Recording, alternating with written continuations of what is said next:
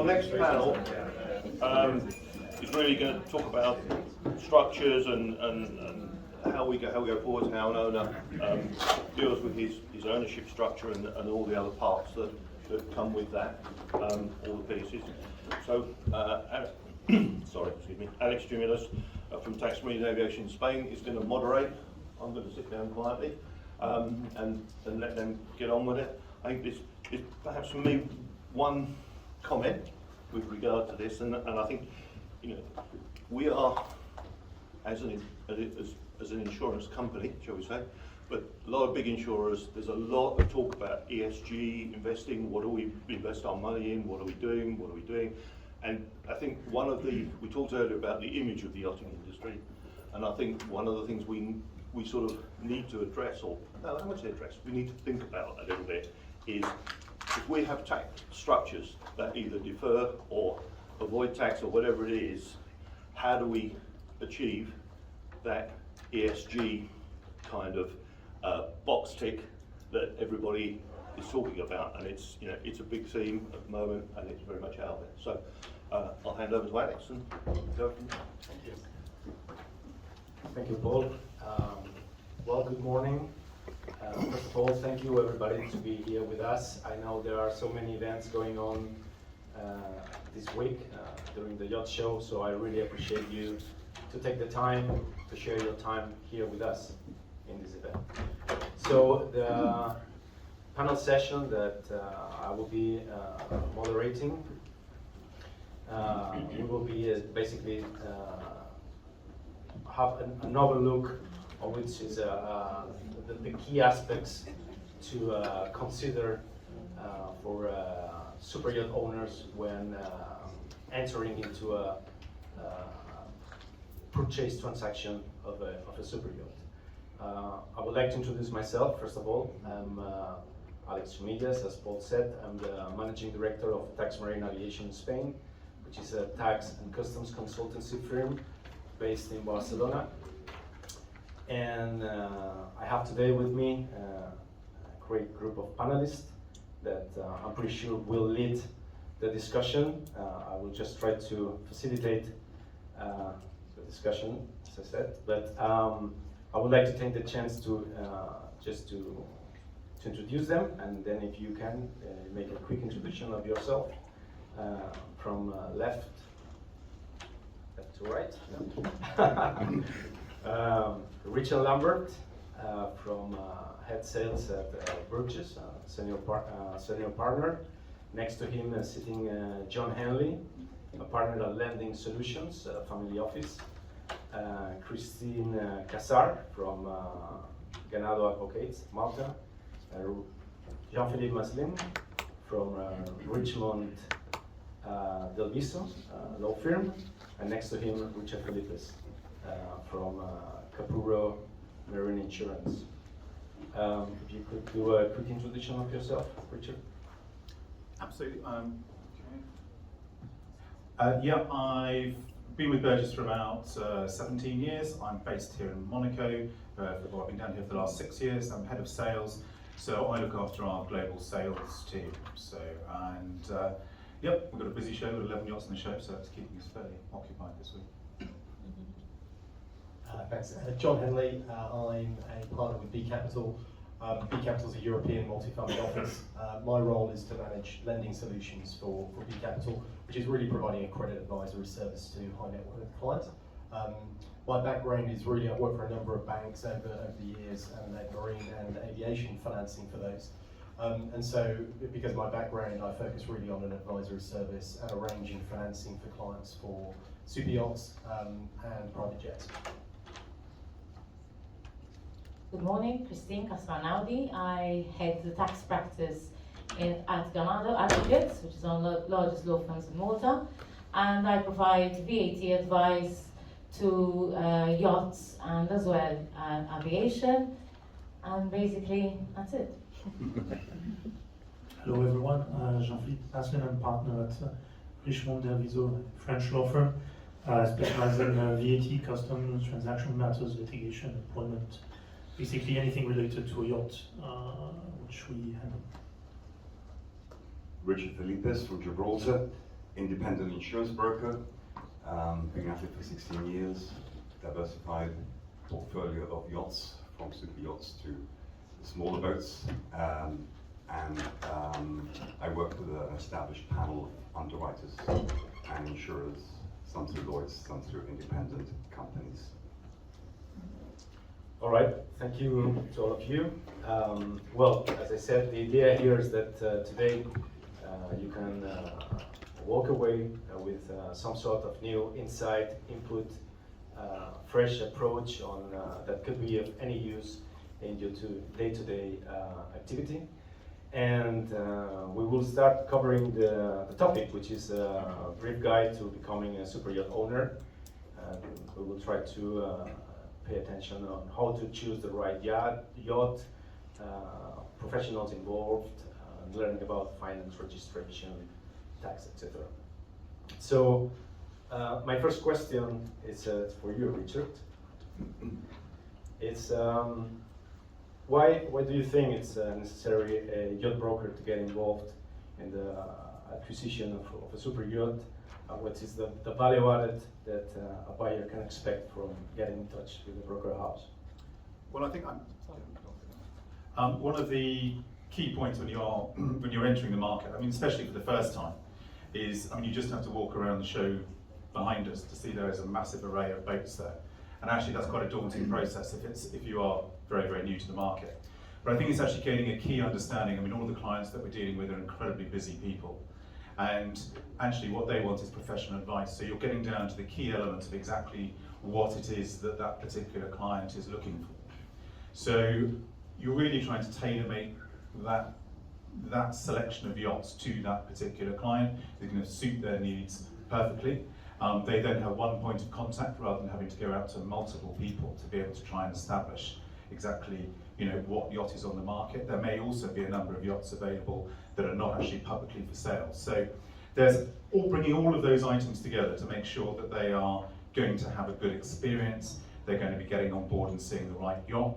Time is very, very precious to a lot of these clients. They don't want to be wasting time. They don't want to be flying halfway around the globe and it's completely the wrong yacht for them. So it's our job to turn around and make sure that they are firstly getting on board the right yacht. And then actually the next part of it, I mean, with us we're very much a 360 service, but it's then bringing in the team around them, whether it's operational management to make sure that they're getting the right advice on how they want to be operating the yacht. From a charter management perspective, bringing the experts in from charter management. Team here we're talking about from the structure, and making sure the structure is correct. So there's a lot of elements there that you need to bring in when a client is looking at purchasing a yacht. That if you're trying to do it purely, I think, on your own, going out there, is a very, very confusing and not necessarily straightforward process.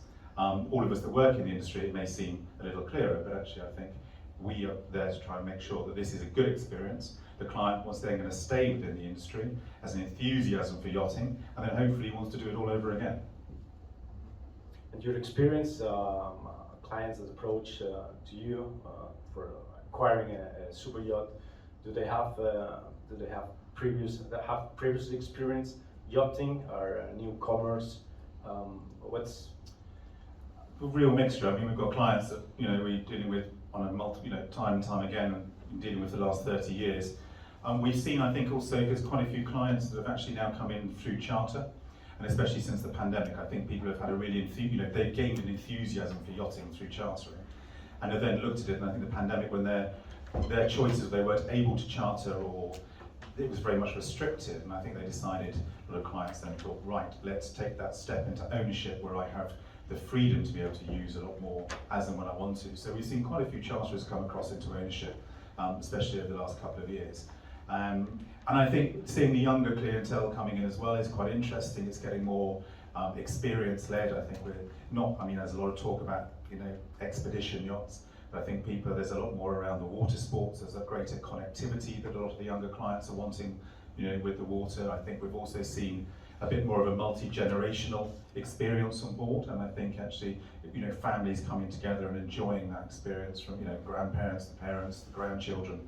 So we've seen a bit of a shift, I think, over the past few years, but and it's good to see. I think actually charter is very much that first step that a lot of people take into the yachting world, and seeing their journey through from charter, from charterer to owner, is great, and I think it's, hopefully we will continue to, get enthusiasm, create enthusiasm in the market for people to come and try yachting, because I mean, it really is probably one of the most fantastic experiences that anyone can have.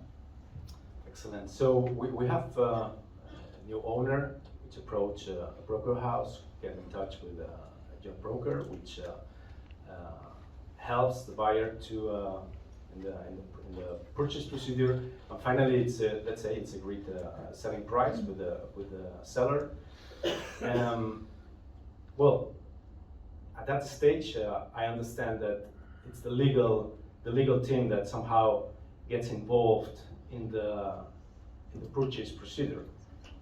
Jean-Philippe, in your experience, from a law perspective or legal perspective, at what stage of the purchase procedure you jump into the process? Unfortunately, never soon enough. Why? Because clients have a tendency to call their lawyer when they have a problem, but the options offered to a lawyer when there's a problem are limited. The whole goal of a transactional lawyer is to anticipate problems and put in place the solutions for those problems well in advance before they arise. If the problems are here, it means there's tension, so it will be harder to sort it out. It means you're already backed into a corner, so you have to back yourself out of that corner. It will be limited. The sooner, the better. For construction contracts, what we usually see is discussions on the securities, which is the key point in the construction contracts.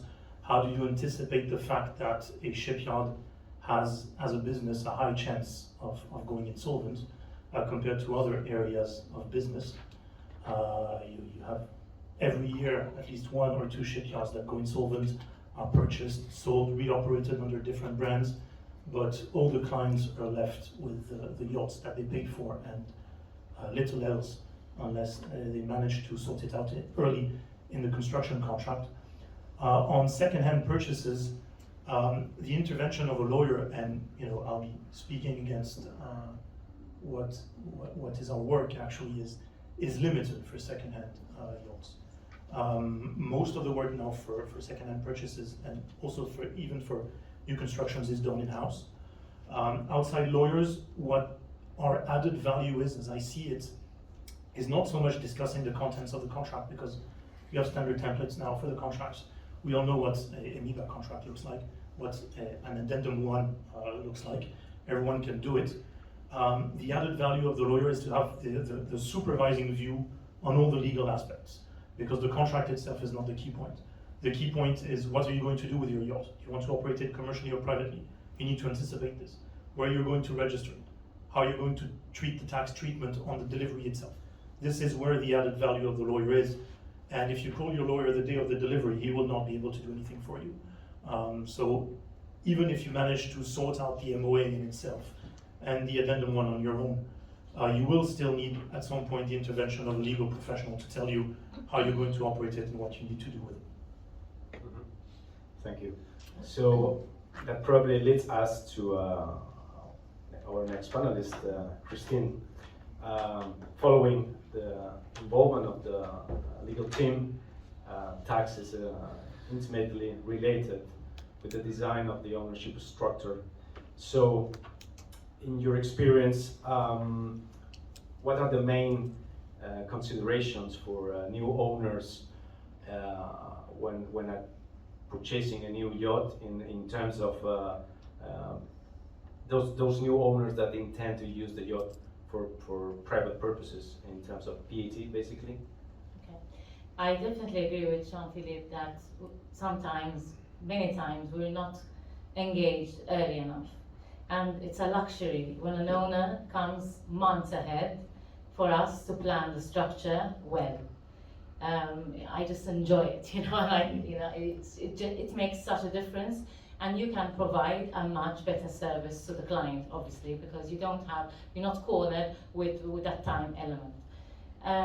With respect to your question, with respect to structuring, yes, and what happens is we do discuss a lot with the client what is the use of the yacht, because that is the main question that we need to ask to determine, as you all know, what the VAT consequences would be.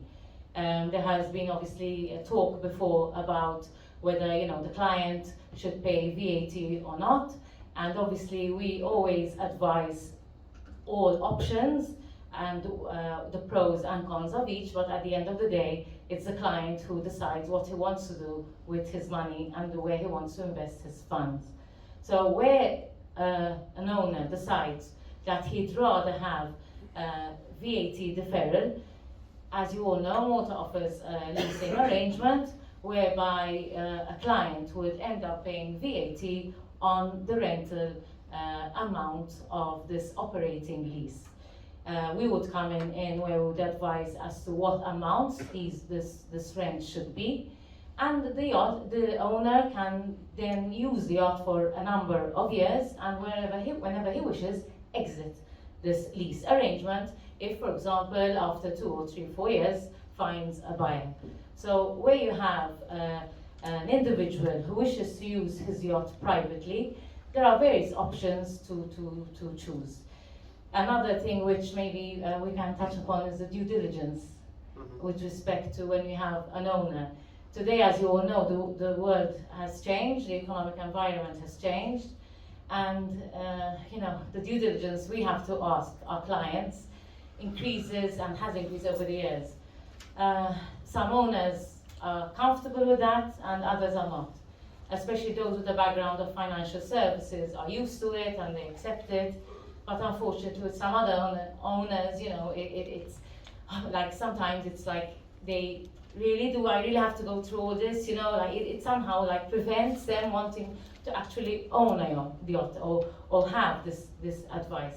But unfortunately, as you all can appreciate, it's one of the regulations we all have to follow as advisors, and it would be good that all professionals who are in this industry can prepare the owner for such due diligence, which is to be expected to deliver. I agree with you with the due diligence and the anti-money laundering regulations now. But I think, especially here through Monaco, I think clients are getting a lot more used to that now. And now that it's come into the charter, it used to be just on the sale and purchase, where we had a team doing just this KYC for sale and purchase transactions. But now we have to run them on all of the charter operations that we do as well. So we're probably now having to run somewhere in the region of over 1,000 KYC client checks in a year. So as you can imagine, our compliance department has increased in size somewhat. But probably duplicating the task in different departments. John, beyond any doubt, your Superyacht owners, they have economic capacity for acquiring these yachts, but the question is that they apply for finance in many cases. Why is that? Why is the reason behind financing the purchase of a superyacht? Okay, so yeah, I think we all, there's been a lot of talk this morning about owners being extremely wealthy, they can afford the best, they have a choice whether to charter or not, etc. I think a lot of that is true. I think there's also a lot of owners though that, even if you're a billionaire, you don't have €1 billion sat in a bank account. A lot of that wealth is, I use the term, tied up in various commercial investments that are going to give you a maximum return on the assets that you have. And so an owner that might be a billionaire might be in the market for a €50 million yacht or a €100 million yacht, but that's not to say they have that liquidity immediately available to them. And if they do, we're in uncertain times right now, and is tying all of that liquidity up into an asset that is a nice luxury asset for you to use the best use of that capital that you have. Again, it comes down to personal choice, but a lot of clients that I talk to would rather preserve a lot of their liquidity, either for their business or maybe for the next, hopefully not touch wood, COVID event that might be down the road, where they have, unfortunately, negative cash flows and uncertain expenses. And while the market is offering financing for these beautiful assets, they should take that opportunity. It's certainly the advice I give to clients. It's not significantly expensive for clients. If a client, for example, in our market, this probably isn't a client that if they have assets or liquidity, they get 3-4% annual return on that money. Their businesses are generating, incredibly strong double-digit returns, which is why they've built the wealth that they have to afford these assets. And so if they can borrow money at 4%, 5%, 6%, whatever it is from a financial institution, it comes down to the opportunity cost for their capital, really. If they can borrow at a significantly lower rate, then they can get an alternate return on the liquidity they have. It makes all the sense in the world to borrow that. So yeah, in a nutshell, that's sort of why clients will make the choice. Again, some have that option available, others don't. Certainly at the more, I'd say the lower end of the scale around the production yachts, some clients are perhaps more aspirational, and maybe they have, I'll make the number up, so 3-4 million euros liquidity that they could buy a yacht, but maybe they have a taste for that 10 million euro yacht, and they see their wealth growing over time, and so their view is, actually, I'd like that yacht now. I don't want to wait another 4 or 5 years to be able to afford the 10 million yacht. I'll borrow it now. No different to the way that a lot of us look at real estate. If you're buying a personal house, you don't necessarily buy that outright. A lot of people can't afford to, you'll mortgage it and buy a house that you can ultimately afford within reason. Thank you. So I think we have covered somehow the sales process, legal, tax, financing. Richard, please, on the insurance side. Couple of questions for you. First one is, when should a superyacht owner start thinking on contracting an insurance? And related with that, is yacht insurance compulsory? Okay, when we talk about the civilized world, yacht insurance is compulsory. There's a lot of people come from the Asia Pacific region into Europe without any insurance at all. It is compulsory. Fundamentally, to enter ports, that is the fundamental thing. You come in with a 20 million yacht, a 100 million yacht. You come to a port, you haven't got third-party liability cover. That's the key issue. They don't care whether you're fully comp or not. That is the fundamental of insurance. With regards to insurance, now, one thing that really has surprised me over the years is how, the way I look at it, this is what I always say to my clients, don't go for Ryanair prices and expect Qatar Airways first-class service on the claims. Because it surprises me, it shocks me, that the amount of money spent on the purchase of yachts, and yet people want to cut, we've talked about VAT, they want to cut on insurance. It really is quite shocking. And they don't want to actually cover the crew, which is another aspect, a very important aspect of in boat ownership, yacht ownership. So I have 3 principles when I deal with my clients, and I stick to fundamentals. Same as you gentlemen when it comes to purchasing, brokering, legal work, etc. Do your research first. If you have a good lawyer who's been with you for years, he's a good guy, good lady, go to the marine specialists, go to the people and get your references first. Don't go for the advertising. Don't buy what they want to sell you. Make sure you've got a clear vision of what you want. And do your research with your lawyers, with your brokers, with your specialists.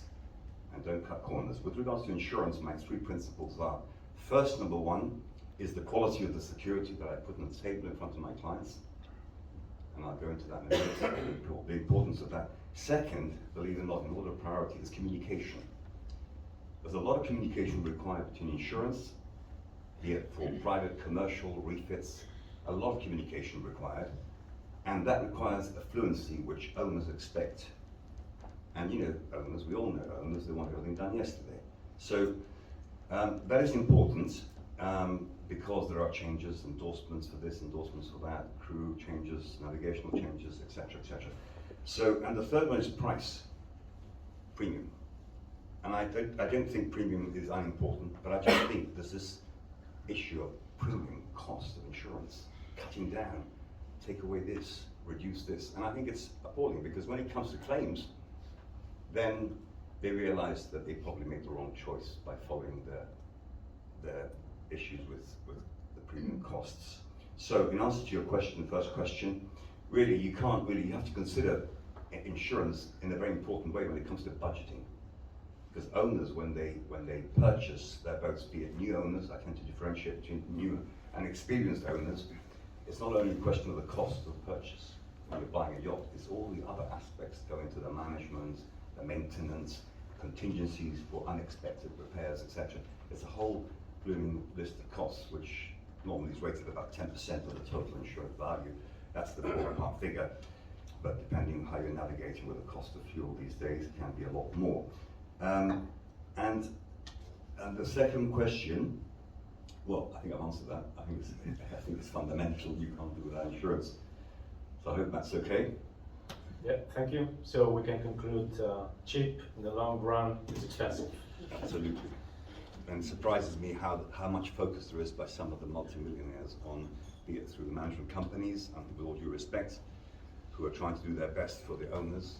Maybe they could be doing a disservice if they don't understand that the quality of the security is super important. All right. We have touched a few different angles of the purchase procedure of a super yacht, and at this stage, I would like to know if anyone in the floor has any comment or any question. I want to comment on the legal part. So I'm very happy what you mentioned. I really am a true believer, and I'm doing it in practice. I involve, from the moment that we start thinking about signing a new contract, I involve a lawyer. So for me, I'm fully behind that point of view. I also can confirm that getting the right securities in place for the deposit that you pay between the start of the contract and the delivery is a very important one. You would not be the first buyer who ends up with buying the shipyard simply to get completion of his boat. So it had happened very often, and you don't want to enter in that situation. So also that is clear. You also touch base with the structure. You go for a pleasure or a commercial vessel, and all the pluses and minuses. Something that surprises me, and now I speak from the experience point of view as an owner, that you then touch base on three, for me, even more important topics. And one of the more important topics, and now I speak about when you're not an experienced guy, is what is the general arrangement, what is the technical specification of a yacht? Because when you're unexperienced and you buy a boat, what I notice is that a lot of people, they think it's like a car. Yeah, and a car is delivered complete. Yeah, but also with a car, you have an option list. Yeah, and the options are linked to the type of use that you make. And it's very important that people, I prefer to spend 3 to 6 months longer in the pre-contractual phase to define the yacht as much as possible, yeah, then going quick for a signature, then afterwards everything that you want to add becomes gold. And I think that also from a legal perspective, that should be covered in the contract. So, because when you then afterwards are following the build and you get a professional support in there, the professional support is as strong as the contract and the technical specification is. So when you have spec'd it well, then you can follow up it well. Otherwise, you have continuously go back to an owner, explain them why there are additional change orders or extra costs. So I think that should also be part of a contract. And I think from a legal point of view, you should point it out to your owner or to the broker is with him, because normally I think there's also a job of the broker to make sure that he has a complete vessel. Another thing is what is also important is when you get the boat delivered, define what does warranty mean. Not only the timing of your warranty, but what is the content? What can you expect of your warranty? What can you not expect of your warranty? And also that's a very important. And the third one, and I think that we are complete, the third one is delivery timing.